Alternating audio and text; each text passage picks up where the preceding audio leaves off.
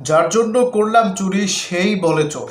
জো Burns সাবেক অস্ট্রেলিয়ার এই ওপেনার হয়তো ইতালিয়ান ক্রিকেট ফেডারেশনকে এই কথা বলতেই পারেন, কিংবা তার বলা আসলে উচিত।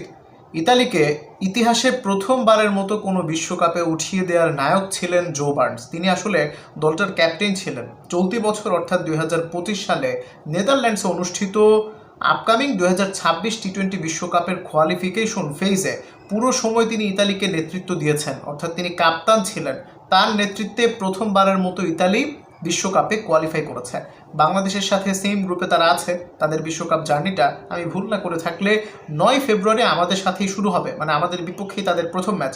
কিন্তু সব কিছু না ভেস্তে গেল একেবারে বিশ্বকাপের ঠিক 2-1 মাস আগে ইতালিয়ান ক্রিকেট ফেডারেশন থেকে স্পষ্টভাবে জানানো হয়েছে জো বার্নস আসলে ক্যাপ্টেন থাকছেন না। ইনফ্যাক্ট তিনি আসলে প্লেইং 11 তো দূরের কথা, তিনি আসলে স্কোয়াডেই থাকছেন না। অর্থাৎ জো বার্নসকে ছাড়াই ইতালিয়ান ক্রিকেট বোর্ড আসলে স্কোয়াড ঘোষণা করবে এবং তার স্থলাভিষিক্ত হচ্ছেন ওয়েন ম্যাটসন। তাকে নতুন ক্যাপ্টেন হিসেবে তারা ইতোমধ্যেই ঘোষণা করে দিয়েছে। তার নেতৃত্বে তারা বিশ্বকাপ খেলবে।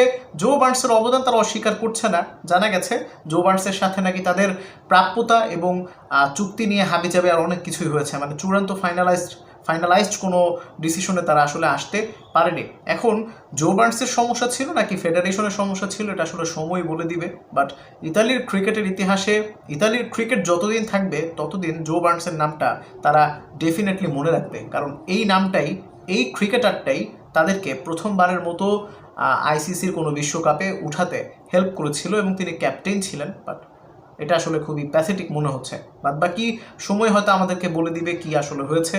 এনিওয়েজ, জো বার্নস একজন অস্ট্রেলিয়ান সাবেক ক্রিকেটার। কিছু ছবি হয়তো আপনারা এখানে দেখেছেন। খারাপই লাগছে আসলে, অস্ট্রেলিয়াতে সেভাবে মেলে ধরতে না পেরে তিনি আসলে গেলেন ইতালিতে।